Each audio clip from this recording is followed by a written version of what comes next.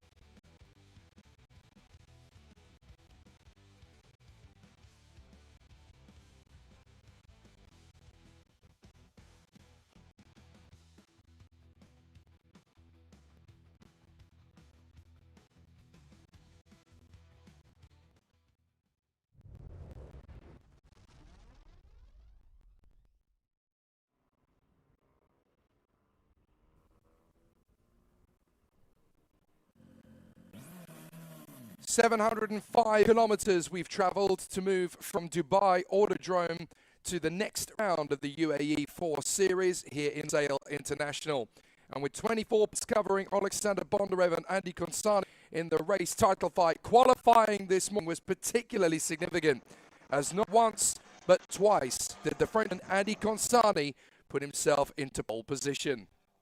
Very important, 24 points left between two top men and 75 points on the table for these three races. One today and two tomorrow.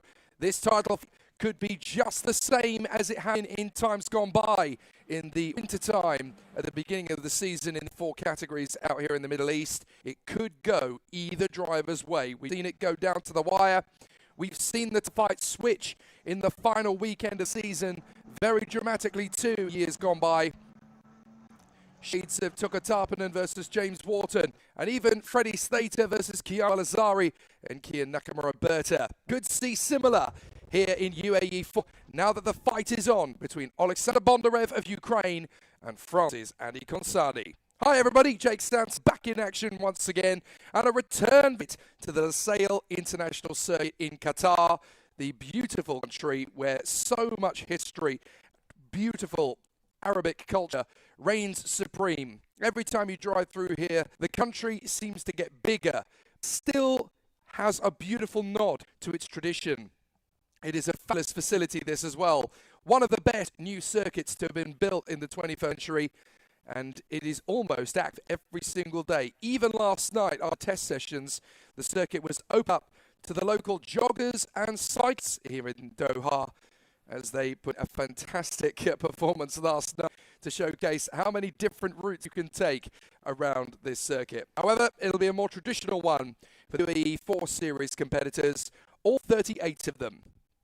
So what do you need to know about the merry-go-round and the shuffles of the deck that is quite commonplace now in UAE4? Well, there's only one of our 5 ladies left on the starting grid. The likes of 5 ladies left on the starting grid. The likes of Peyton Westcott, Alba Larson, Emma Felbermeyer and Kaylee Countryman, all elected to fly to Shanghai for the F1 Academy test session. So they have all vacated their seats. Some have been replaced. Some have obviously their seats vacated and will not continue the season in the final round. There are some races though at Evans GP. It's great to welcome Ben Yuing into the category 1 again. The 17-year-old from Ho Chi Minh City in Vietnam is back in the paddock once again.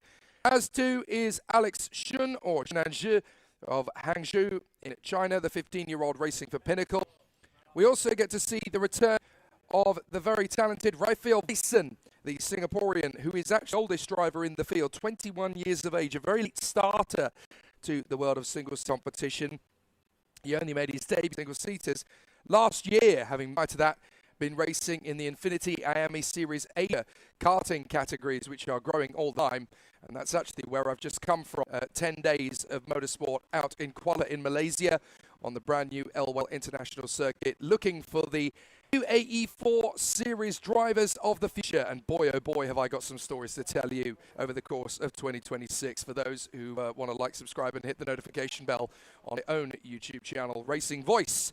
We've got some great other competitors in the fray this time, including a new face for this season finale with XGP. We have Hani Sadiq, the senior-old Pakistani who races under a British license. He'll be competing in British F4 later this season, as well as having taken 6 races in the category last year.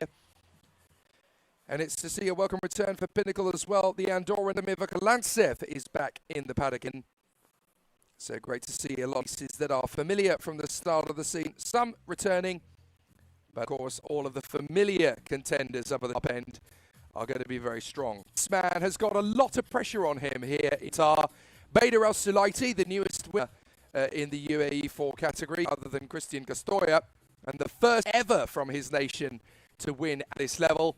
Now he returns to his native land as a race winner, and boy would he like to become a winner again over the course of this weekend. He won the reverse grid race at Yas Marina in round 2 in that chaotic and crazy race that was plagued by rain, if you remember.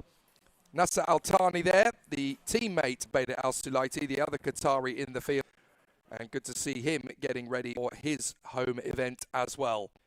So it's going to be a spectacular competition for all of our contenders. Apologies for the issues we have with the audio. There are problems that you're experiencing. We have done everything we possibly can. Apparently there is a radar issue and a satellite issue that is causing some difficulties. We're doing our best to get on top of it, but apparently it's out of our hands. There is Emily Cobb, the lone female still here in the pack for Race GP, so nearly grabbed a victory in round 2 at Yas Marina. And of all of the contenders who have come into the category in the last couple of seasons in F4, she is adamant. F1 Academy is not on my agenda. I want to race in F4 in Italy, win championship, move up to Formula Regional, F3 to F2 to F1, and so on. Very different agenda to what you would think. F2 is this man, Elia Weiss, the German talent, 16 years of age, tested in Formula E in July of last year, the youngest man in history ever to do so. That's where he wants to go. He's quite clear that Formula E is where the motorsport pedigree is going to be in years to come. Formula 1 is a big dream. Formula E is where you can make a heck of a lot of money and race some of the best drivers in the world. And he's not wrong. There is some amazing talent in Formula E. So for Elia Weiss to actually think about from a racer's point of view and think that's where I want to be, that shows an incredible level of maturity for his 16-year-old.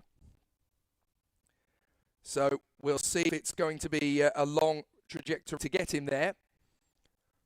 We're going to have a fantastic duel here on the first of 3 races. So let's see how we are going to get another fantastic battle out in front of us. There is Christian Castoya, the race leader.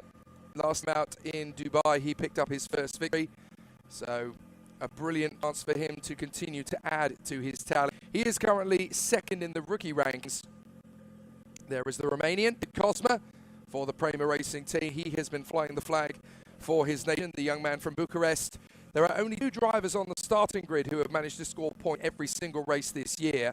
Dav Cosma and this man, Bondi the son, Alexander Bondarev. He leads the standings by 24 points. I haven't dared go near him this weekend because he is in his zone. The last thing he needs right now is a decision, even from a good friend.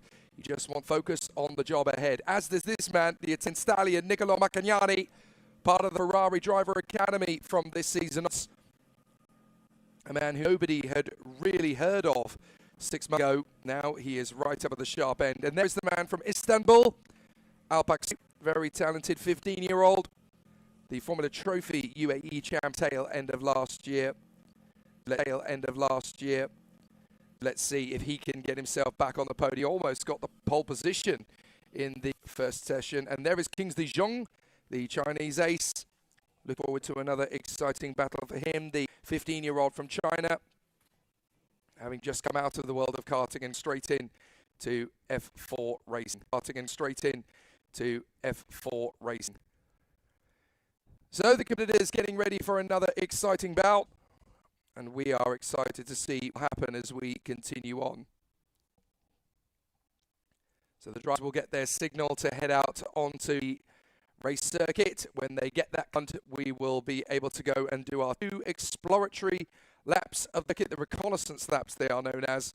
Then we'll come to the starting grid, and then we'll be getting ourselves ready to go racing. For those who are there, Formula Regional Middle East will be taking place tomorrow. There was some technical difficulties earlier in the day, and as a result, it was elected to host the Formula Regional Middle East Trophy battles next day. So that is going to be tomorrow. The qualifying and all 3 races, Formula Regional Middle East, are set to place tomorrow. That is Friday. So the competitors for XL Motorsport getting ready for position. That's young Hani Sadiq. We just saw him to the right. His first ever here in UAE4. His first F4 event. He competed in 2 of the British F4 rounds last year.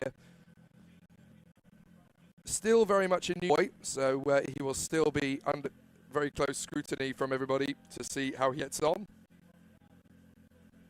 But good to see all of our drivers in very good and competitive positions. They wait to be sent out onto the circuit after what has already been a very competitive day of racing for the UAE4 Series drivers here on the Sail International Circuit.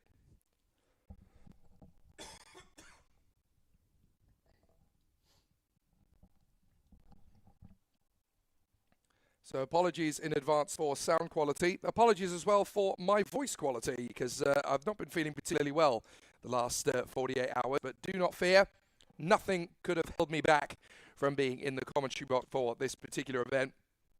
The chance to see the new UAE4 Series title winner and the Formula Regional Middle East Trophy winner is far too tempting to pass. So there is the Yazheat Academy team with their 2 drivers, Zaccaria Dole and Eduardo Iacobucci, getting themselves ready to go. They also have 2 other teammates in Adam Al-Azari and Shabi Gabriel, who is actually Lebanese by heritage, but he races under United Arab Emirates flag as he is racing in Yazheat Racing team colours. Also in UAE flag is Eduardo Iacobucci. He's actually Italian originally, but lives out in Dubai, hence the UAE flag on his halo, which is exactly the same as Shabi Abi Grail.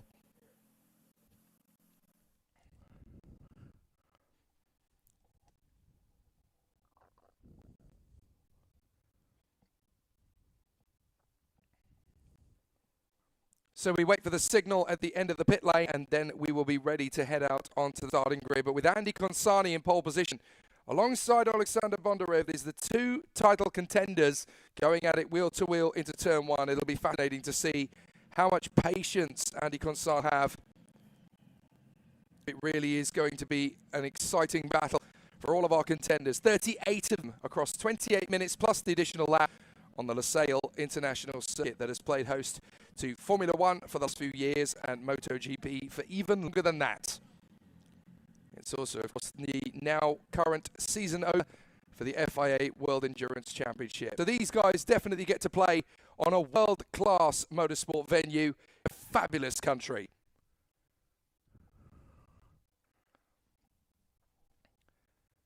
You can see there that the grid is filling up. It's a very unique circuit, this one. It's unusual in that all of the activity really takes place on the start-finish straight. I've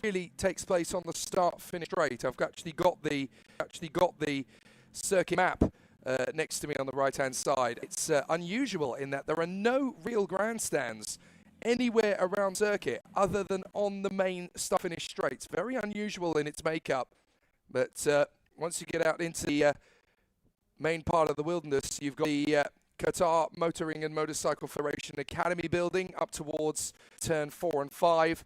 On the middle of the section between turns 8 and turns 12, you've the karting circuit, which is very, very impressive for all of the rental and local karting categories. They're trying to actually build a lot of the infrastructure around here. And from what I hear, it's kind of a race to build up even more around here between them and Kuwait Motor Town, which has been talking for quite a long time. They want to get on the Grand Prix grid. So there's a lot of interesting conversation about the infrastructure of these particular cars as they work their way around the circuit. They could be going to quite a few locations in the future. There's been a lot of discussion, as well as UAE. There's obviously here in Qatar, there's been discussion about going back to 8 in the future, maybe even a trip to Bahrain, which wasn't possible this year, because of course, at the moment, there are Formula One drivers going around Bahrain for some unknown reason.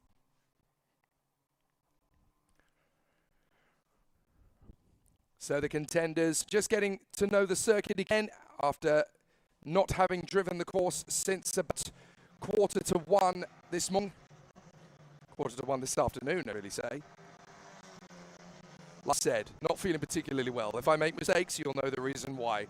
I'm only firing on about 9.5 tenths rather than 10 tenths today, but I'm still my best to give you the excitement. How long until lights out? Well, lights should be going out on this first race of the weekend, all going according to plan at 4:45 local time. So that is in 13 minutes time.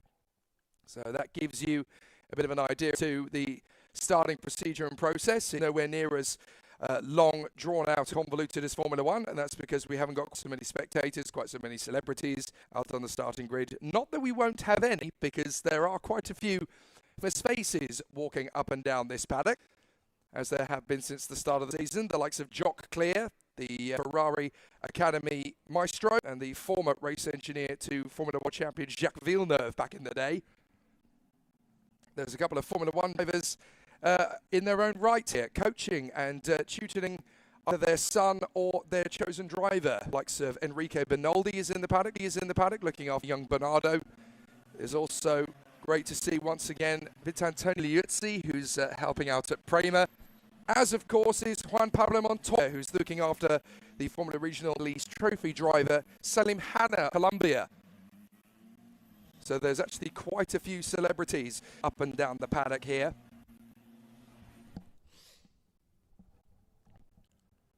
And the contenders getting them geared up, ready for another exciting competition. Top Speed have also got their driver expert up in the steward and official office. That is the 2000 Macau Grand Prix winner and the only man from Macau to actually win his home Grand Prix in the modern era. That is Andre Couto, who of course was also the GT 300 champion back in 2016, I do believe.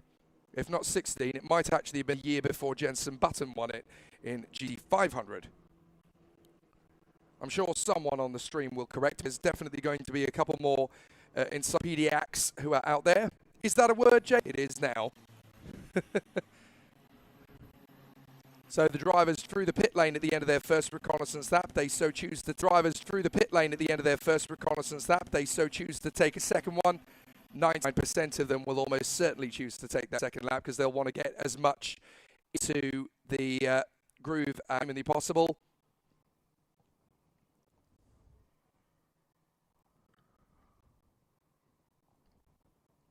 So the drivers just working their way around the circuit, weaving from side to side, trying to get the optimum temperature into their tyres and brakes, but they'll get a better chance to do that on the actual formation lap.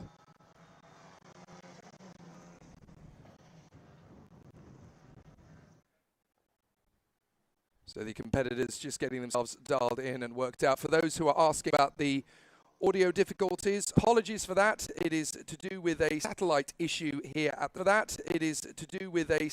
issue here at the circuit. Not something that we have any control of, unfortunately. We are doing the best we can. All of our systems have been checked multiple times over and are working correctly. It is to do with the satellite that links to the internet feed. So apologies if it tracks from your quality of viewing. You are getting it for free, which I suppose is the only pence. We're doing our best to make sure that you've got the best possible view of the circuit. The good news is that the cameras are all working as they should be, so they'll still give you the correct view of the racing. the signal that then transfers across to the broadcast system on YouTube is kind of out of our hands, unfortunately. But we will still do our best, and we'll still ensure you can see the race as it happens.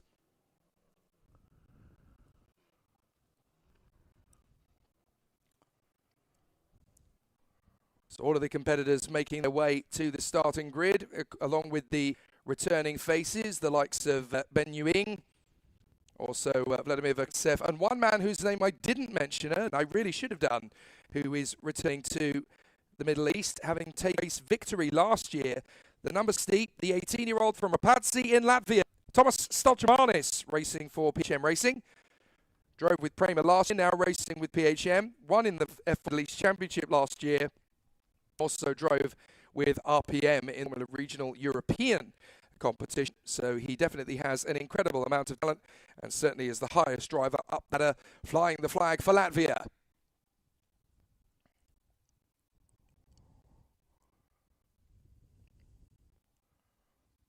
So great to see everybody getting themselves in and settled in for promises to be a very exciting race battle. Bless you, Kane's Cat Seats. He wants to know what my commentary schedule is for this year. It's still being formulated and finalised. It will have a lot of single-seaters, which is good. There'll be Euro 3, F4 Spanish Championship and Spanish Winter Championships coming, which is good because that starts in about 10 days' time. So I'm looking forward to that. There's also going to be some karting. There's going to be some Ski World Series. There's going to be some Moto Surf Championship, hopefully. So I'll be a busy boy, don't you worry. For now, though, let's focus on the pole sitter. UAE4 for the season finale, twice. Andy Consani, pole position in Q1, pole position in Q2, which means he'll start race 1 and race 3 from the front. 24 points behind this man, Alexander Bondarev. It's going to be a very exciting battle for the top spot in this title fight. And the Williams Jr. will go head-to-head with the Mercedes Jr. The Frenchman versus the Ukrainian. It really is going to be a fascinating battle between these two, particularly the form that Alexander Bondarev is in. He's 4 wins to Andy Consani's 1, but with a string of second places, Consani is still very much in the game. And after 2 pole positions, the battle between these two for the title on the front row grid from race 1 is going to be fascinating. The leading rookie this time, however, is to be the young man from Istanbul. A fabulous battle for this young man awaits us. Alpaksoy, the 50-year-old from Istanbul. Good to see him 3rd position on the grid on row 2. He will be flying the flag Turkey in the hope that he can not just take rookie victory, he wants to take the outright victory, the way he did in fantastic style at the end of last year to become the Formula Trophy UAE title winner. With a race GP and Falcon on the front row of the grid, it's only fitting that we come by Falcon and another race GP on the second row of the grid. Kenzo Craigie, the man who added himself to the winners list last time in Dubai. The other Mercedes at race GP, a very talented young driver, and certainly a name you need to keep up for. He is the next Lewis Hamilton, and looking forward to seeing what the young man from Epsom in Surrey can deliver. Number 12, Adam Al-Azhari. Great to see him back at the show once again. The young boy from Dubai, who has been a great performer and a fantastic race winner in British and Saudi Arabian F4 over the last 12 months. It really will be fantastic to see what this man can do from 5th on the grid. And his experience here last year will definitely come in handy. One of the men he fought for victory with in the F4 Saudi Arabia Championship was this man, the Super Swede, Scott Lindblom. Originally from Farland, which is actually a ski World Cup team rather than a racing driver's town. But Scott Lindblom is now part of the Red Bull Junior fold. And after his performance in Ginetta Junior last year, it's not hard to see why. They have chosen yet another superstar talent who could go all the way to the Formula One grid in the next few years. Next up on the grid, it is the very talented teammate of Scott Kinlan, Theo Palmer, based out in Dubai, and a very strong competitor. He was a very strong contender in both British F4 and Saudi Arabian F4 as well. Certainly wants to end his time in the UAE4 series here in Qatar on a high note for high tech.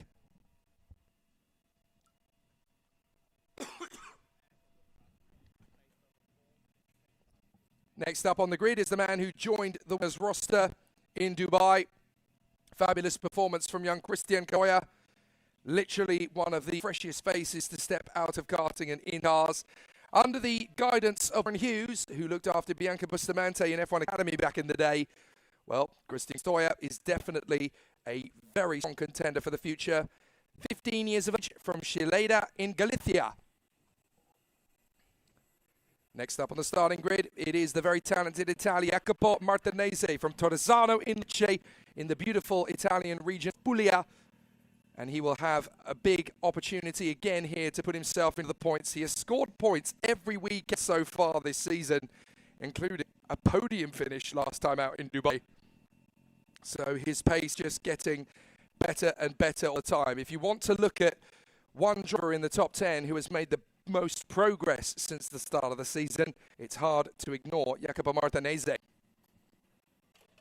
This man is definitely worth a mention as well. The youngest driver ever to be part of an official Formula E test, Elia Weiss, still only 16 years of age, got himself a drive with Porsche in Berlin last July and has set his sights on joining that grid full time in the future, perhaps even with Porsche. Next up, the very talented Thomas Grimhill, just missing out on a top 10 mark. Great performance from the British driver, really making big strides forward for the Evans GP team that is based out of Sepang in Malaysia. Had a great chance to interact with Josh Evans last week out in Sepang, where he's actually, here's a random fact, he's been looking after my crates of stuff that I've shipped over from the UK, emigrate permanently to Asia. Thanks for looking after them since September, Josh. He's watching, based out in Shanghai as he is currently with the F1 Academy test.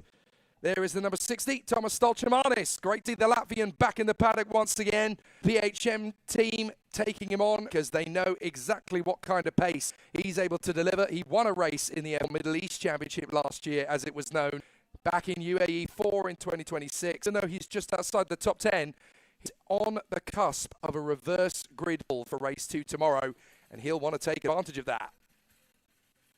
Next up, another British talent, Rowan Calpilling for the Pinnacle Motorsport team. Great to see him knocking on the door of points pretty much every time now. Started strong, had a bit of a blip in Dubai. He's hoping that Qatar is a chance for him to bounce back in style. And you can see yourself that the grid is actually being cleared out. So we're not going to have too much time left to talk about some of these contenders on the grid.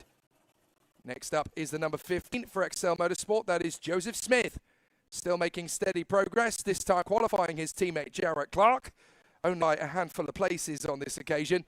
So definitely Joe Smith really starting to make headway. And as a virtuosi racing young gun, he has plenty of expertise behind him to help him move further forward. Next up, the 99, David Cosma. Winning his way into position. The Prema driver not happy with 15th on the grid, but certainly plenty of opportunities for him to move further forward. Only he and Alexander Bondarev scored points in every race this year. Down in 15th on the grid, it'll be hard for the man from Bucharest to continue that achievement. I'm fairly sure I just saw Formula One movie stunt driver on starting grid as well. That looked like Duncan Tapp to me. Good to see him out of circuit as well. He's been coaching young drivers. See him out of circuit as well. He's been coaching young drivers. There is a fabulous collection of youngsters who have all been part of the F1 movie stunt driving process. None the least of whom, and not the totality of, includes Craig Doty and Luciano Becchetta, who actually got to play a race driver in the movie as well. For those who are curious, he got to play the role of Luca Cortez, who an unspeaking part, but for those of their motor racing will know that it is the ex-F2 champion, Luciano Becchetta. The reason I say it's relevant is because this morning it was announced that Jerry Keimer is deciding to go and make another one. Apparently a second F1 movie is in production, and the amount of people who are already wanting it called Formula 2, I don't think you've quite got the point.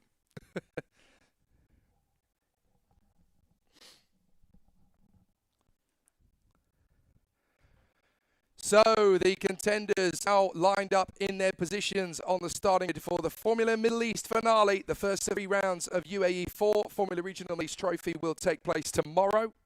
They have had their qualifying and first race today. Technical difficulty has now pushed that back to tomorrow.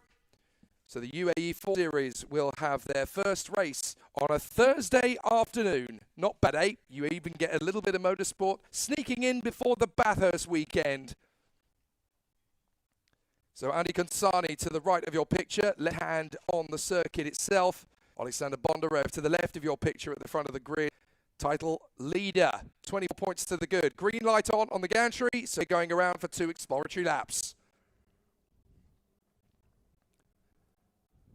My apologies, we've already had the 2 exploratory laps. Now we're on the formation lap. So Andy Konsani and Alexander Bondarev ahead of Alpak Soy and Kenzo Craigie. Now, so far this year, we have not had a race at Losail. This is the first time of the 3 races to make it happen. So definitely going to have a very difficult battle ahead. And for Andy Konsani, this is game on. He's 24 points back with 5 points available this weekend here in Losail. It's time to gain as much ground as he can, take the title fight to the wire into race 3 tomorrow afternoon. If he can gain some points on Alexander Bondarev, then the title fight remains alive and kicking. Here's the starting grid. Andy Konsani sharing the front row of the grid with Alexander Bondarev. Then Alpak Soy and Kenzo Craigie on the second.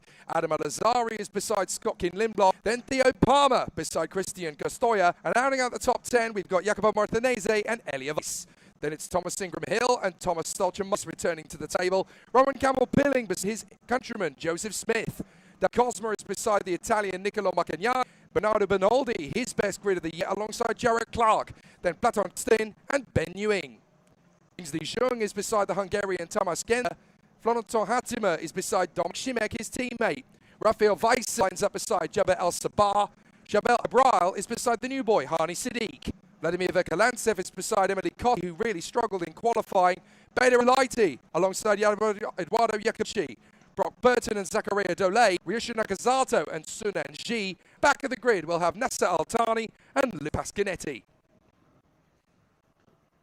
So some big difficulties for a couple of drivers in the field. Emily Cott should have been starting a little bit higher up the order, but her fastest time was disallowed due to track limits infringement. So she's definitely going to have to fight her way through the hard way.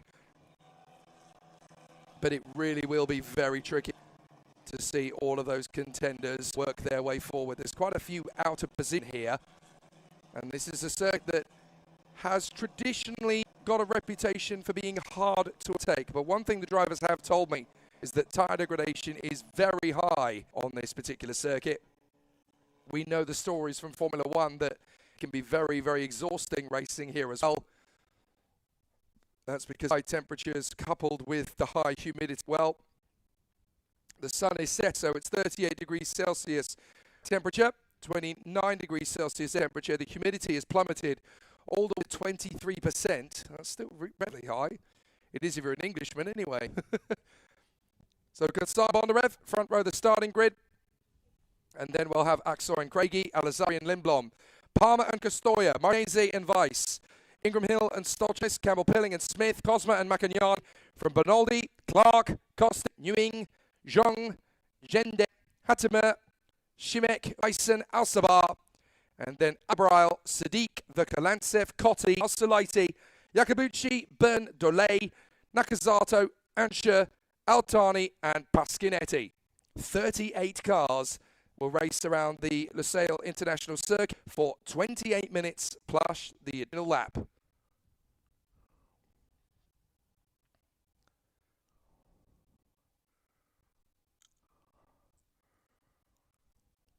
So the final cars making their way into position on the starting grid.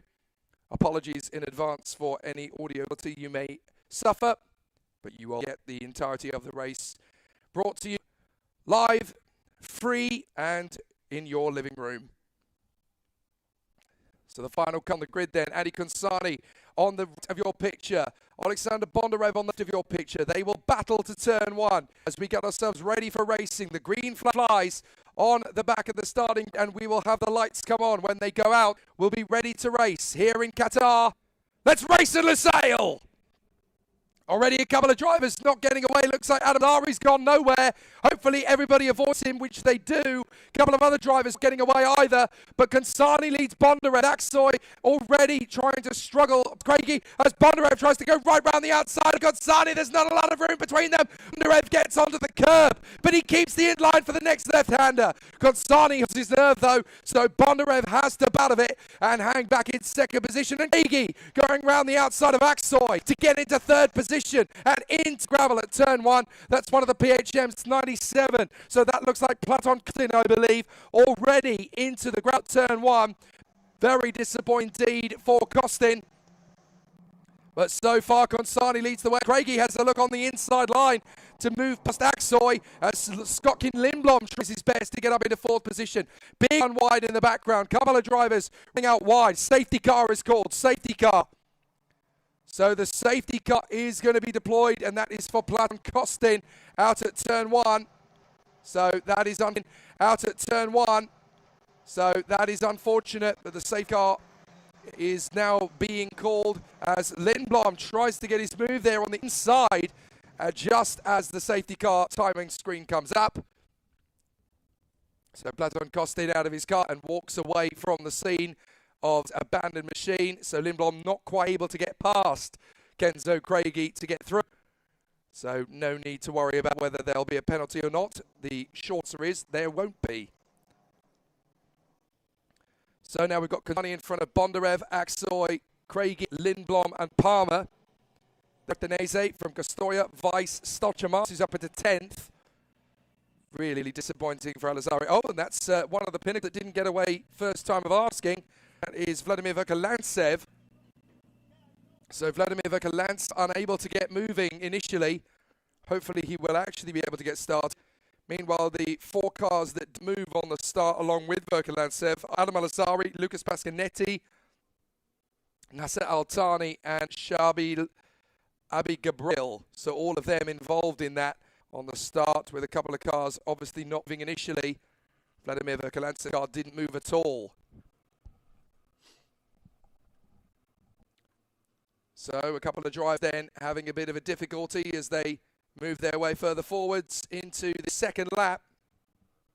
At the end of the first one, safety car deployed for Platon Costin's car, which is ending at turn 1. This is such a long circuit in Sail International. It wouldn't surprise me at all if we only spend 1 lap behind the safety car. So the safety car picked up the race leader, Andy Consani. Bond having a good attempt to try and get past him there, but wasn't really able to do anything about it in the end. But you can see that Bondarev really fired up. Second place would be a good position for him to stay in if he doesn't lose 2 more places than that, because he would only lose 7 points in the title fight to Andy Consani. Sometimes you have to think about damage limitation already as a 4-time race winner in this competition. And as I said many times before in this category, it's not just about what you do when you win, it's about what you do when you don't. There is Vladimir Verkalantsev's crew, hoping to get him started again a lap after the fact. So big difficulties there for Vladimir Verkalantsev and Legal Motorsport crew. They were rather hoping he would have a race without problems. In fact, he's ended up having a race in a world full of problems. So Consani, Bondarev, Aksoy, Craigie, and then we have Lindblom, Palmer, Martinez, and Christian Castoya, who is currently in 8th position. We're going to see a replay of the start. Now look in 5th position on the right-hand side of your screen. That's Alizari going nowhere. He is a very lucky man indeed that nobody hit him. We saw a very nasty incident in Formula Regional back in Yarina in round 1. When Paul Reza went nowhere and Michael Belov didn't have the time to react. Look at Bondarev though on the first lap, trying to right round the outside of Andy Consani in the first hairpin, running out wide, kicking it back onto the circuit and very nearly challenging Consani again for the inside line for turn 2. And that is Platon Costin, thumb in the air, I'm okay, I'm just fed up. And PHM team, oh no, sorry, that's the Race GP team, keeping an eye on what's going on there for Platon Costin. I think that was a lot of stress for them because them, of course, is leading at this moment in time and they really don't want him to be under too much duress when he's fighting for the title. And, of course, only is Andy Consani fighting for the title, but also for the team's title. Race GP is battling with my Falcons to win that, and Race GP actually has the lead in that title race at the moment. So it's definitely been a very exciting battle between the teams Kenzo Regi is the one that's assisted Andy Consani to put points on the board for the team.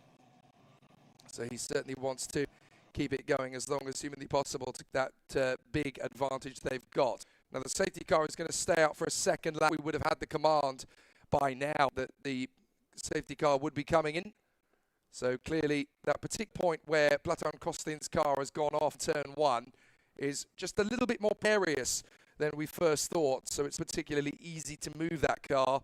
So as a result, they're obviously sending the field round again onto a second formation lap behind the safety car.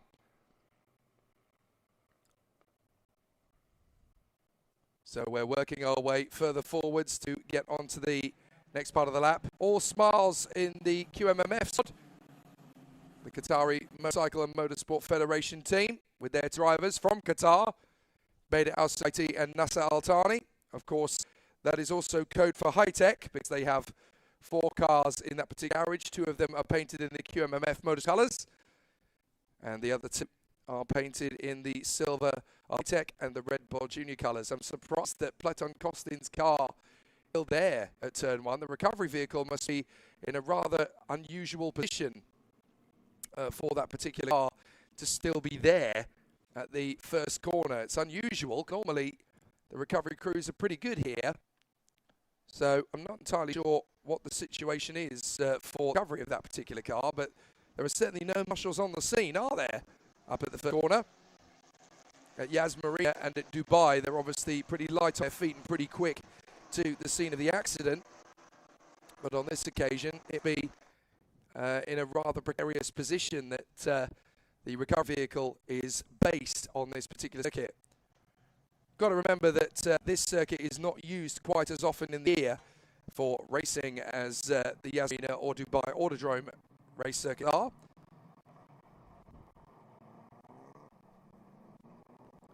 So the cars just fitting themselves into position, hoping they're going to get a decent restart between Kosani and Bondarev.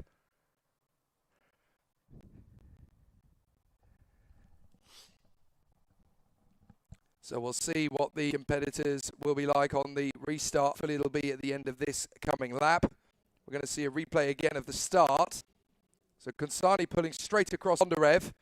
No issues at all for Bondarev to challenge Konsani down to turn 1. Konsani and Bondarev both going off the racetrack, 2 wheels, in their attempt to fight for the lead. Bond right round the outside of Konsani and then squeezed off to the curb.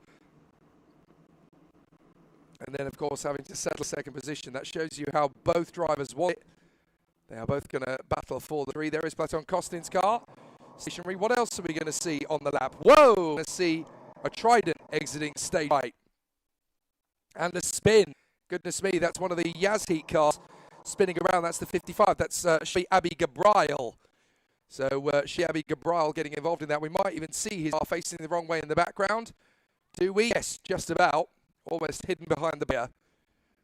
So that could be why we're behind the safety car a little bit longer, actually, because there could be more than one car to recover. Although looking down the timing sheets, Abi Gabriel is actually there in position.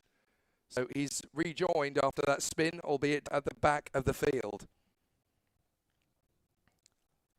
So the safety car obviously still picking up the pack. Looks like we're going on to a third lap then, because the recovery of Platon Kostin's car has taken considerably longer than we first imagined it would do. Very frustrating, of course, for the drivers. So we'll have to see just how difficult it is for the contenders out on the course. The Trident Motorsport crew sat on the pit. Frustration, I'm sure, because they want to go racing. We want to go racing. The drivers want to go racing, but if the circuit is not safe and active to do so yet. There we go. There's the snatch vehicle. So too longer than expected, but at least they are there and they are making good work of the recovery.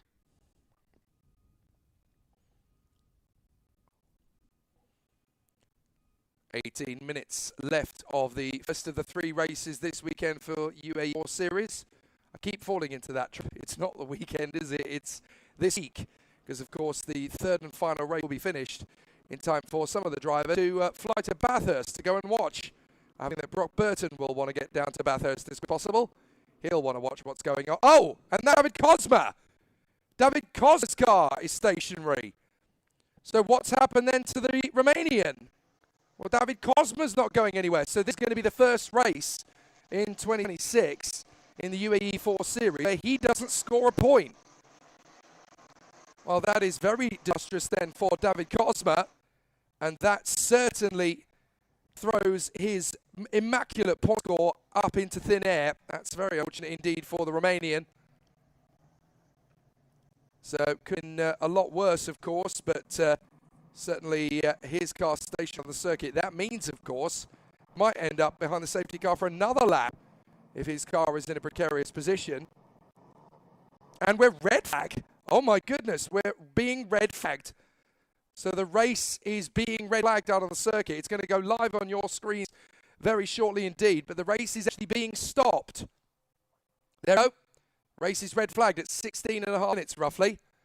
So what will happen now is that the drivers will come back into the pit lane and they will queue up at the red light at the end of the pit lane, and then we will go racing again after the start procedure. Well, there is Vladimir Reconnaissance's car with the car empty. Vladimir is no longer to be seen. So the race is actually being red flagged. Very strange situation here. I'm not entirely sure what the purpose of the red flag is. I wonder if it's just very difficult to move that car out of position. It's unusual for a car to be there at turn one. It doesn't happen very often on the sales circuit. The man with the yellow armband there is John O'Hara. He is the team principal of the Nickel Motorsport team, which this year is celebrating its 10th anniversary as a race team. So a very unusual start to the season then, and a very unusual start weekend, or the week, here in UAE4. But there it is, the red flag has been flown. Now, the race director here, Mr. Eduardo Freitas, who is the former race director, I believe still actually the current race director of FIA World Endurance Championship. Someone's been watching Star Wars. Love it. The mechanics having fun and games down pit lane now that they know that everybody is okay. There's always that little bit of a nervous moment when you're not sure if the conditions and welfare of the drivers is unconfirmed. But certainly a very interesting situation for the contenders, because now red flags. But I didn't really see what the purpose of the red flag was. I wonder if it was just the car being slightly out of position. Of course, what this means now is that the cars will come into the pits, will form up at the pit lane, and we're going to get a restart under the lights, because the last light here is 5:40 p.m. It's just gone 5 o'clock. So by the time we go back to race conditions, it's going to be night time here at Losail. So for those just joined us, we are under red flag conditions with about 16.5 minutes to go in the race. The clock is still ticking. Don't worry about that. It will eventually reset itself. But the race has been red flagged due to an incident at turn one involving Platon Kostin, and then a separate incident during the safety car period where David Kozma in the Prema broke down under the red flag. And rather than take a long time to recover the car behind the safety car, the race director has taken the decision, I believe, to stop the race, to allow the recoveries to finish, and then we can get the race to green flag conditions with the most possible amount of racing minutes available. This is something that the FIA has tried to get better at in recent times, particularly with the junior formula. If there's an accident that puts us behind the safety car for a long period of time, wherever possible, the race director will try and stop the race and bring the cars back into the pit lane. That is Kel Burt, by the way, in the Evans GP shirt. Those older motor racing aficionados of us will know Kelvin Burt very well indeed. Former British touring car driver, British Formula 3 champion, and former Formula 1 test driver for the Ligier and Arrows Formula 1 teams in the 90s. A very talented man, an incredible individual, and part of the Evans GP junior fold for a fair couple of years. He is a fabulous chap and has an amazing array of story to tell. He's literally done it all in this world. Apart from racing Formula 1, he's certainly driven a decent crop of Formula 1 cars in the past in testing. So he's got some amazing stories to tell, has Kelvin Burt. And a fabulous guy. If you ever get the chance to have lunch with him, please do. He's a very nice and very friendly and affable chap, but certainly has a lot of experience about all of the good stuff, all of the bad stuff, and all of the exciting stuff in the world of motorsport from years gone by. Some of the stories he'll tell you about Le Mans, oh my goodness, I just lap it up.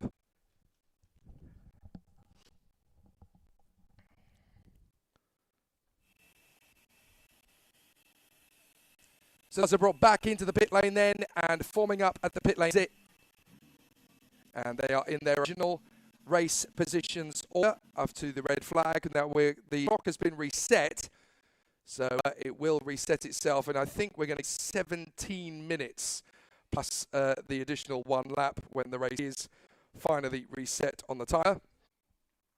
Race will resume at 15 minutes past 5 local time here, behind the safety car for 1 lap, possibly 2, and then we will go racing again. But the timing screen in front of me has not reset to 17 minutes plus the additional lap.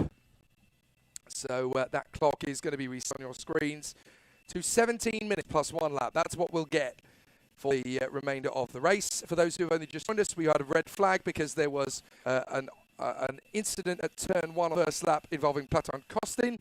Car took a couple of laps to be recovered by the safety car, by the safety team, who were behind the safety car up to that point. And then just as we were about to get started again, David Kozma, the Romanian, had a breakdown of his car under safety conditions. So rather than spend another couple of laps and time behind the safety car, the race director elected to red flag the race and bring the drive back in so that we can restart with 17 minutes plus the additional lap left in the race. There is the confirmation on screens. So we could have had only about 11 minutes or so, 10 minutes maybe, of racing. But by red flagging the race, get longer of racing when we get restarted. So that's the reason why we've done it. I mean, although you can never satisfy everybody, and there's always going to be people who will whinge and whine about the ins and outs of these things, but I can understand exactly why. Because we had a car breaking down as we were going to green flag procedures, it would have taken another couple of laps in the safety car to recover David Kramer. So rather than waste time doing that, we will red flag the race. We'll have 17 minutes plus the additional lap, and then we can go racing again with longer on to have a race. And that's the advantage of not having any championships that we're sharing the seat with here on Thursday and Friday. It's us and Formula Regional Middle East Trophy, which will take place tomorrow. So it gives us a little bit more time to play with. So I absolutely commend the decision of the race director to do that. We could have wasted a heck of a lot more time behind the safety car, dilly-dallying and not having a race at all. The red flag gives us a chance to have one.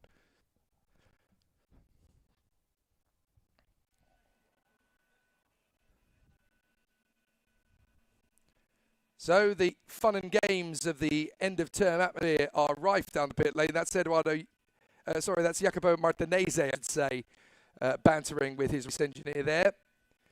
Christian Cloyer for the McLaren Driver Development Program for Prema in car number 1. I haven't seen Warren Hughes so far this week. He's been with him since the start of the year. I wonder if Warren's had to disappear and go and focus on his other commitments with the McLaren Driver Development Program. He hasn't just got one driver to look after, he's got a few. And of course, out in Shanghai, he's looking at both Ella Lloyd and Ella Stevens, who will be the latest young superstars in the McLaren fold. There is the 32, that is Elia Weiss. Very talented young man is Elia. Big future ahead of him.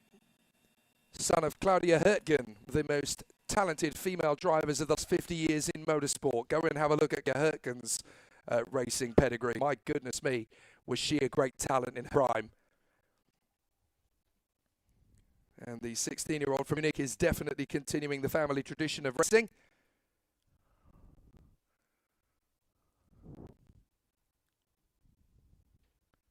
So the contenders will be underway again in exactly 5 minutes. Red conditions, Platon Costin off in the goal at turn 1.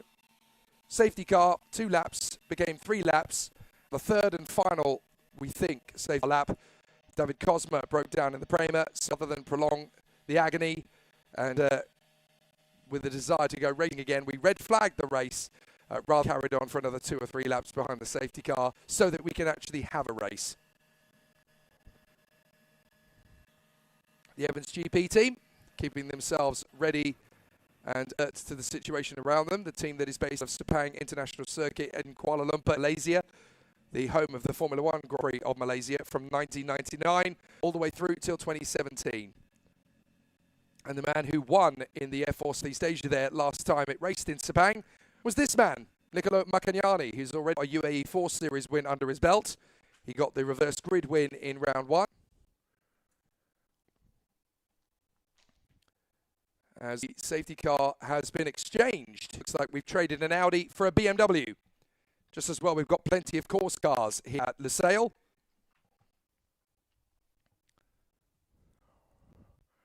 Now, I have a feeling that the reason that the course car will have been replaced, the safety car will have been replaced there, is actually due to the headlights on this particular BMW, because I know for a fact that the safety cars they use here, they have one that is designed for daytime running and one that is designed for nighttime running. So if they're going to restart the race behind the car, as the light is fading here in Lusail, they may as well trade the safety car out and swap the Audi for the BMW, which has better light facility on the headlights for the night to phase. So, yep, that makes perfect sense. Number 15, Joseph Smith, and the Virtuosi Racing boys around him. So yes, they've decided to assist both Smith and Jarrett Clark at XL over the course of the winter. Virtuosi, of course, one of the top teams in the Formula 2 and 4 paddock.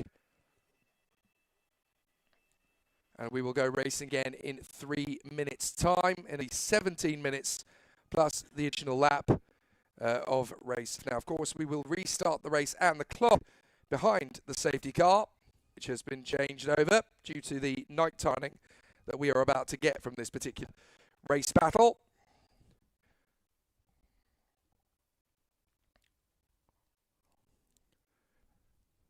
And so we will get ourselves underway once again very short indeed. But the light is fading very fast indeed here. Last light is at 5:40. Unfortunately, it means that the Formula Regional Middle East Trophy race that was set to take place after this one that has now been moved to tomorrow will not be a night race now. So the only night running we are set to get before we see tomorrow's timetable, we may well get a race tomorrow. We haven't really seen the timetable for tomorrow yet, now that it's going to be advised and updated. But this is now set to be the only nighttime running we're going to have provisionally at Lusail. So let's make the most of it.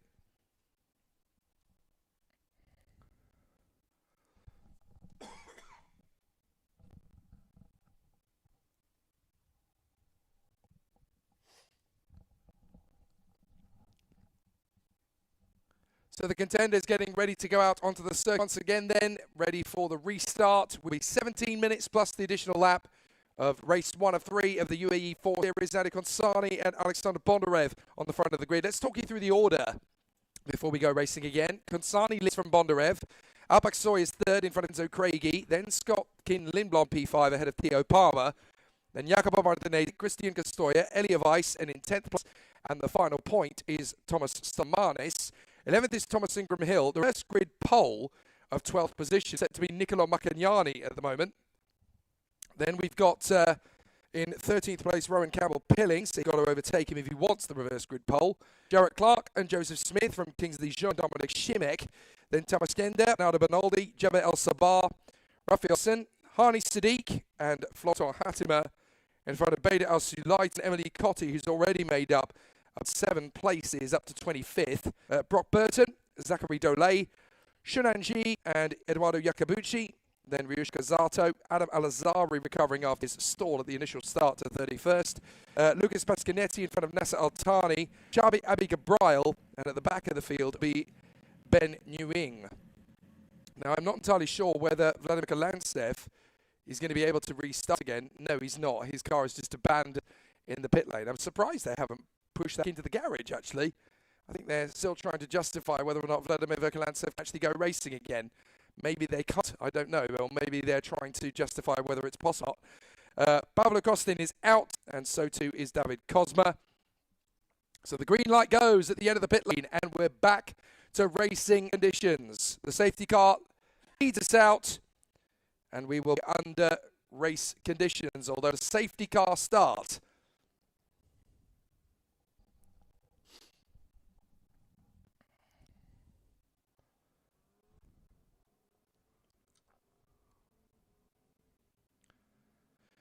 So Andy Consani leads the field out onto the circuit again. An interesting question has come in from Cat. Why start the race again behind the safety car?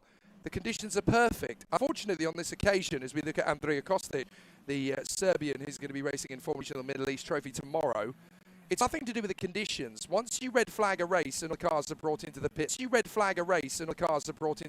lane, for safety reasons, you can't just start the race from the pit under green flag conditions.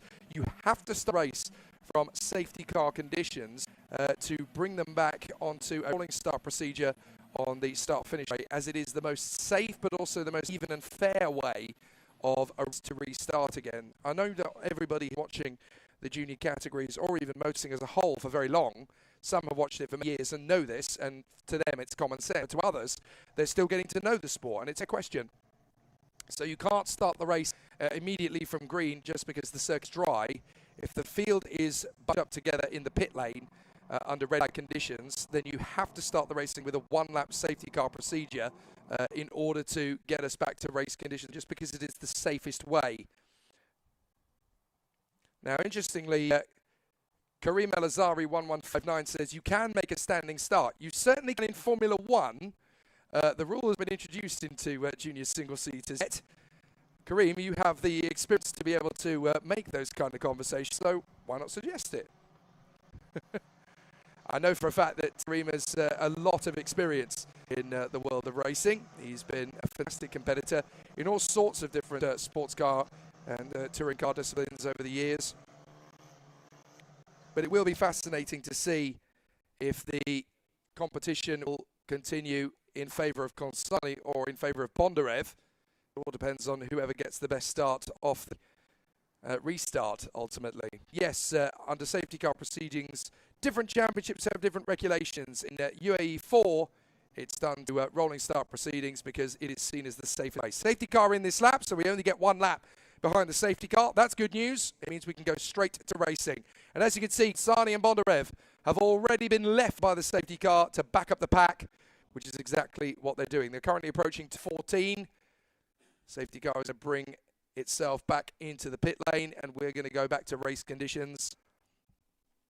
But who is going to be in the advantageous position after the safety car period? Will it be Andy Consani or will it be Bondarev? Well, Consani's gone for it. He's dropped the hammer, so he's going for it. And so we're going to get ourselves back up to fast start position as we come out of the final turn. The lights are ablaze around the circuit as the light is fading here at the sail, and Consani's got a great start from Bondarev and Aksoy as we go across the finish line, and we go green, green, green, green here in start. And already it looks like the toe is trying to be broken by Theo Palmer. He's Jacopo Martinese trying to get alongside him. Palmer's actually making the move, on the Italian. But if he's made the overtaking move before the light, then it's not a legal move. So it's going to be very tight to see who's managed to get the move clean and who hasn't. But the start is underway, that is for sure. Consani, lead Bondarev, Aksoy, Craigie, and Lindblom, Martinese, Palmer, Costoya, Stochamanis, Weiss, and Ingram Hill. So Palmer has got ahead of Jacopo Martinese now on the the first sector, as the mechanics keep an eye on things on the pit wall. And the drivers are already up to battle, working their way through on the far side. There are the top five. Bit of a lock-up there from Kenzo Craigie, struggling to adapt to the changing conditions. Got to remember that the drivers have not driven this late in the evening in these cars before, so this is a new experience for them this week. All of the testing was done and wrapped up pre-week before the light faded. So this is a new experience, a new opportunity for the drivers. And when the circuit has such high tyre degradation in these cool conditions, drivers will be tempted to make a few more risks than perhaps they would have done in daylight running. So now that we're in the twilight, we're in the dusk, drivers will want to make a bit more of a gamble for some of these overtaking manoeuvres. You can see already that Thomas Ingram Hill's got a bit of pressure. That's him battling away with Elia Weiss. Weiss holding on to the inside line. Ingram Hill go wide and onto the dust. Oh, that's really run him out ragged. as he runs wide, and there's a spin at the back. That's his teammate. That's Raphael Weisen. So Weisen's had a spin. That's very unfortunate indeed for Raphael Weisen, the Singapore. Meanwhile, Andy Consani comes out of the final turn and charges his way down the main straight once again. So Consani leads Bondarev, Aksoy, Craigie and Lim.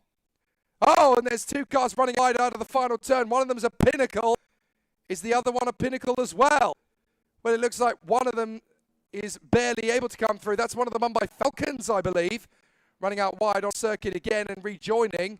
And we've got a car that's spun out on the way into the pit lane. Meanwhile, up the inside, that's going to be a dive as, oh my goodness, Thomas Ingram Hill makes a lovely switchback maneuver there to dice with Joe Smith, Dominic Šimek. Šimek tries it on the inside of Joe Smith, and Thomas Ingram Hill reacted beautifully to that. Oh, that is the 17 of Zakaria Dole. So Zakaria Dole, that's final corner, and that's a missing front wing. So that is the 43. That is Hani Sadiq. In his first race of the UAE4 campaign, he's going to change his nose cone. We're going to see what happened out of the final turn. Oh, got a little bit messy there, didn't it? I'm going to see a bit of a moment out of the final turn. Well, we're going to see a little tax there. But oh, that's what happened to Weisen. So there was contact with one of the XL cars. I think that might actually have been Hani Sadiq in the XGP machine, tangling the Weisen. So that's why he came through pit lane. The car that was spun out at the pit lane entry is now in the lane. That is one of the Pinnacles. So I'm afraid to say that is Vladimir Verkalantsev, who came out onto the circuit again, a safety car a second time. Well, what a crazy race one's turning out to be. Well, very tricky. So now we're going to get to see what will happen after this safety car period. Sadiq has come into the pits and changed his front wing. Zakaria Dole is out on the circuit out of the car. So that's why we are now under safety car readings. He's actually got out of the car, abandoned the car. Oh my goodness, you can actually see a bit of debris there to the right-hand side. As there runs Zach Dole, our camera position, with a bit of debris there on the white line. So hopefully the drivers will get the instruction not to go that close. Otherwise they'll hit that bit of debris and speed. Even though it's slow speed, they might still damage the car. You've got to be very careful they don't strike that piece of errant debris. There is Zakaria Dole's car, which is why we're under safety car. So that's on the approach to the final corner. Not an easy place to have an incident, but at least it's not too far home. I have a feeling, though, he's going to be held at Marshall Post at 16, or at least at the Marshall Post turn 16, I should say, because it would be very unsafe indeed for the young cross the circuit again, even though we're under safety car. You just don't risk it. You just don't put yourself in position. The protocol is very clear. If you have an incident, you have to get yourself to the nearest Marshall Post and stay there till the end of the race. So Andy Consani leads the field around on the car once again, and it's Bondarev in second place. This is actually pretty good work for these two, because it means that essentially that the two drivers don't have to exert themselves too hard. But for Bondarev's point of view, it's less positions for him to lose. Consani can take the win from him, okay, but he's only going to lose 7 points to it in this race if that's going to be the case of a first. So you have to think about the positives as well as the ramifications. That's the G4 racing team having a big discussion. That's all they've been doing for most of the afternoon, of course, because the Formula Regional Middle East cars have been out on the circuit since the morning practice session. A technical difficulty has meant that Formula Regional Middle East has now been postponed to tomorrow. That's the safety car. Where's the rest of the field? There they are. Consani and Bondarev have dropped quite a long way back from the safety car. Guys, you're meant to stay fairly close to it. Not so much that you can park yourself boot, but certainly so that you're on the same piece of racetrack. So Consani and Bondarev trying to keep their tyres warm and the brakes warm, but also trying to be in touch with the safety car. That's better. Now you're on terms with the safety car. Good, good. Well, you can expect this kind of thing in UAE4. You've got to remember these racing drivers are between the ages of 15 and 18 on average. It's a very young grid. Most of the drivers that come here will be getting into racing cars for the very first time, fresh out of karting. So it's a lot of pressure to put on them. And you've also got to remember as well that it isn't like the world of football or tennis or cricket or rugby where all of the best work is done behind those doors when you're a teenager, working your way to the first team or to the big Grand Slams until you're ready to. In motorsport, you're actually under the watchful eye of broadcasting eyes from the age of 8 in the world of the national and international karting championships that are live streamed to the world. Then you get into a where there's a few drivers in the field that have Formula One Academy backing, which is always high pressure when you're racing against them. And I do feel that the fans have a tendency to be a little bit harsh to drivers at this level for making mistakes. Well, Formula One drivers still make mistakes. So if you're going to watch a stream and expect these guys to be flawless, I don't think you're watching the right sport.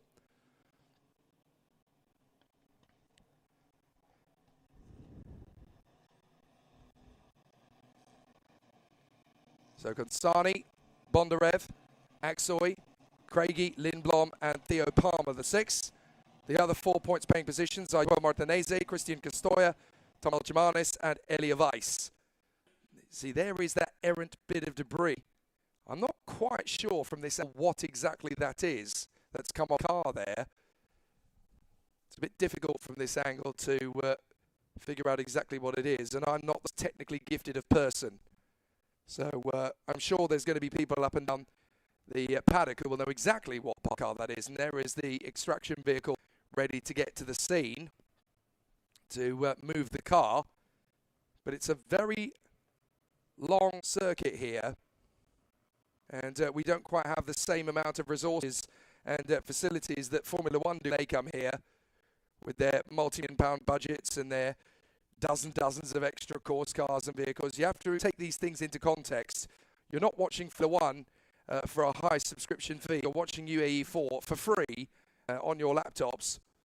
So context, bear that in mind. Just under 5 minutes to the first of the 3 UAE4 is this weekend here at Losail. And so the contenders are getting themselves dialed in, ready for another exciting battle. We might get 2 or 3 racing laps in. So let's see if everybody gets off into a good restart position. There is a bit of an end of term atmosphere in UAE4, and you've got to remember this is the last minute of the campaign, so those drivers really want to end on a high note, which much everybody. There's going to be a few of them out there who are going to be quite desperate to make an impression. A couple of the moves will be quite risky, especially in this light as well, because the temperature has dropped quite considerably already. The track temperature is now down to 34 degrees Celsius. That's 4 degrees cooler than it was when the sun was out. So that means that the tyres should go a little bit further, and the drivers will want to take a few more risks, therefore, because the degradation will not be as high as it would have been had we gone full race distance initially. So it's quite difficult to know exactly what the drivers will take in terms of risk. Will they be a little bit more aggressive than they would have been before the red flag? Or try and just go hell for leather because, well, there's an opportunity to go for it. Let's make it happen. So it's difficult to know, especially when we're not sure how long the safety car is going to be out for in total anyway. Hopefully not much longer. But if hopes were wishes, well, we'd be gallivanting all the way to Ascot Park by now. Just over 3 minutes left on the clock. The driver's still going into, looks like another lap. Is that them coming out of turn 16? The final corner of the lap to go into another lap behind the safety car, I think it is. Oh, sorry, this is over at turn 14. My apologies. So they've just gone through 13, up into 14 now, the right-hander. One of the circuits that unfortunately doesn't have the slightly romantic names of Eau Rouge or Radillon or Blanchimont like some of the older vintage circuits do. The modern circuits don't tend to have those aspects. They tend to have the names of the corners as to the number of the turn. So the safety car is going to go around again. Looks to me like we're only going to get one green flag lap after this because we've only got 2 minutes 20 on the clock. And the time it's going to take to do another lap behind the safety car as the marshals are finally moving Zakaria Dole's car out of line. So it's a difficult. but it looks to me as though we're only get one green flag lap of racing. That puts all the pressure on the Frenchman, Andy Consani, who is a Mercedes F1 Junior, don't forget. And the man just behind him is a Williams F1 Junior and the points leader in UAE4. Alexander Bondarev of Ukraine lives in Monza in Italy, just about 3 kilometers away from the race circuit. And you're sitting there thinking, you know how far away he is from the race circuit where he lives. And I went, well, because I've been there.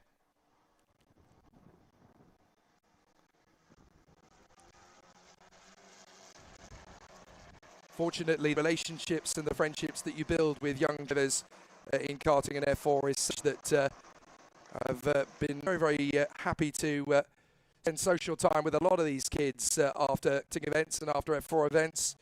It's very humbling to know that these kids actually want you to be in their inner circle.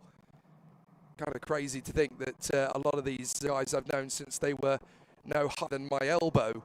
And here they are racing in F4 cars. And if you look at the driver that are currently on the F1 grid, it's mad that there are 7 of them on this Formula 1 grid alone that I've known since they were children. Absolutely crazy.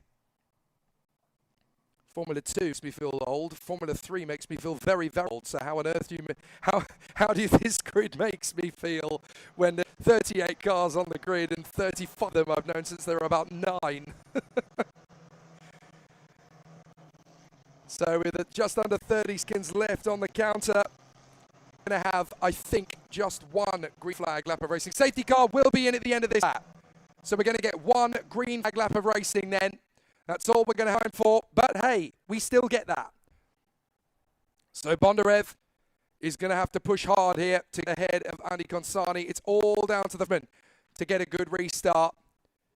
The safety car working its way through turns 13 and 14, leaving the field behind as they're still working their way through turn 12 at the moment. But it's all up to Andy Consani. He effectively becomes the safety car, and it's up to him when we go racing now. Because green flag conditions at the line, but he will get to dictate when we go to full throttle conditions. Is the restart now? Look, it is. He's made a good launch, but Bondarev's gone with him. Alexander Bondarev absolutely timed it to perfection, being the Frenchman. So he's going to get the stream into turn 1. But will he be able to actually make advantage of it? He's right up close. So is Zach, so is Craigie. This could be an absolute sprint dash to turn 1. It's all going to go down to who's going to get the toe. And Consani trying to break it as we go green, green, green, green here in the sail. You can see that Consani really is trying to throw Bond off the scent now, trying to kick him out of the toe. And here comes Scott Lindblom trying to take Kenzo Craigie around the far side. Bonder will attack right round the outside of Craigie. It's just like the first lap. Bondarev bails out a little earlier this time. And now he's going to try and make his look for the inside. And now he's going to try and make his look for the inside of Craigie, the inside of Consani. Frenchman, Andy Consani holds on to it. So Consani, Bonder, Axoy, Craigie and Lindblom. It's going to stay at top 5 work as they work their way up now to turn 4 through the right-hander. Kick out on the curb. Try not to get too far on the outside. Turn 5. 90-degree angle radius this. Drop down into the very tight hairpin for turn 6. So the tyres are going to be in relatively good condition. That means that Consani has got clear track in front of him and a good chance to run away. A very good opportunity then for the Frenchman. Bondarev second. The leading rookie is Alpak Soy. So he's going to get an overall podium. And that will be very good indeed for the Turkish driver. His best result so far this year is P5. So the young man from Istanbul is going to get the rookie win and an overall podium if he stays where he is. Couple of lockups as the pink sky on a sail entices the drivers to push a little bit harder on the last lap. But Consani's got good rhythm and good pace. Bondarev is trying everything he can to outfox him. But at this late stage in the game, this is all down to making a mistake. And at the moment, it doesn't look as though Consani's going to do that. It'll be a short race for the drivers. They didn't really get as much green flag time as they wanted. But for Andy Consani, it's all about staying calm and staying composed. He will drive out of turn number 16 onto the main straight, and he'll be the first to receive the checkered flag for the second time 2026. Andy Consani takes the win in UAE4 in Losail. Brilliant stuff from Andy Konsani. Bondarev second. Alpaksoy, the rookie winner for Istanbul, in third position. Great start to the week. Fabulous performance. It looks like somebody's come off on the final turn. It looks like we've had an incident on the final corner. Someone has had an off there on the last turn. It's Ben Ewing and Hani Sadiq. Ben Ewing and Hani Sadiq. Yes, there is Ben Ewing, trying to get the car started again on the final corner. This is what we were talking about. How big a risk are you willing to take on the final couple of laps of the race? Well, the final lap of the race, he really got a handful of green flag laps in the end. It happens sometimes. You don't always get what you... But in Andy Konsani's case, as Mick Jagger once sang, if you try sometimes, you might what you need. And he absolutely got the victory he needs to keep this battle rolling on a little bit longer. And so the points gap between Bondarev and Konsani goes down from 24 points to 17 points with 2 races to go and 50 points still on the table. This could still go either driver's way.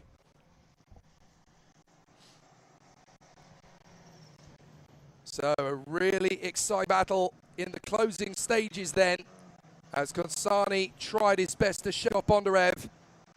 He didn't look like he'd got a particularly good restart then on the final turn, breaking the two fairly quickly. He will to make the win come his way, and the Frenchman wins his second race of the year and moves to within 7 points of the UAE4 Series standings lead.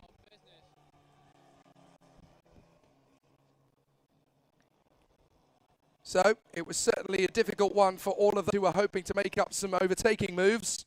Not many overtaking moves in that race at all, but I tell you who made the most. Emily Cully surged her way through to 20th place. Very good work indeed from GP driver, especially considering that she started all back in 30th. So she made 10 places in what, 3 green flag laps? That's commendable. Very commendable indeed. So Andy Konsani will take the victory in the first of our 3 UAE4 Series races. It's not a race that will be particularly satisfying for a pure no-holds-barred racing driver. That was more a safety car bout than a pure race. But for Andy Konsani, it doesn't matter. It's a full-length race. He gets points, and he moves 17 points back from Alexander Bondarev. The first part of the task is done then for the Frenchman, and he is happy about it. His second win of the campaign, and it's very deserved indeed. The Frenchman for the French team, Race GP, and the Mercedes here definitely showcasing why Toto will give him the phone call. He is a big talent of the future, definitely worth keeping an eye on. Definitely worth keeping an eye on. The Bison, very smooth and solid in second place. Just keep putting those points on the board, and all should be well. And for Alpaksoy, his first rookie win and his first podium finish of the UAE4 Series campaign. Light fades completely, and we are done here in Losail for Thursday. Friday, it'll be a busy one. 2 races for UAE4 and all 3 races in Formula Regional Middle East. The only thing left to do here today is the podium.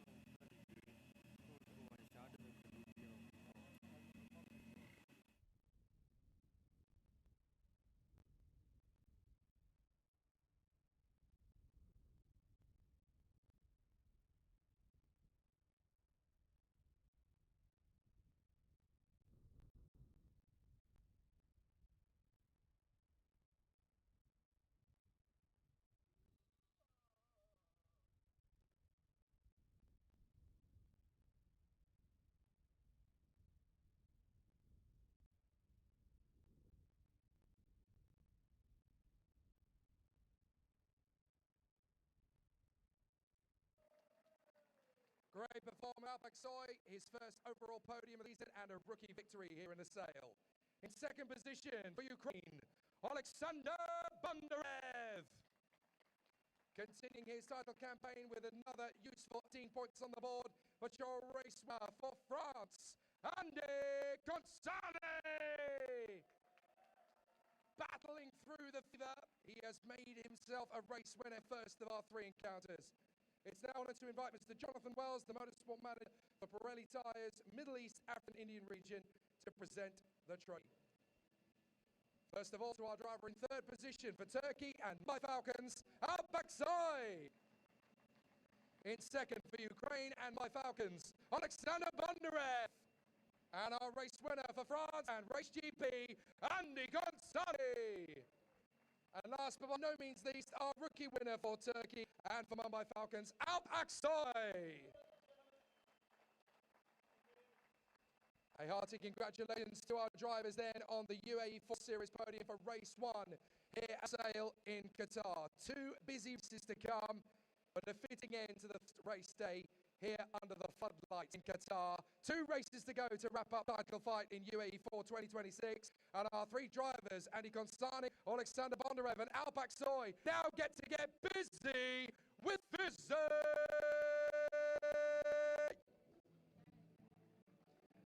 A hearty congratulations to our 3 drivers, our rookie Alpak Soy, our points leader Alexander Bondarev, and our race winner Andy Gonzalez. They'll be back for more tomorrow here on the Lusail International Circuit, and so will we. There's Formula Regional Middle East Trophy and more from UAE4 Series tomorrow.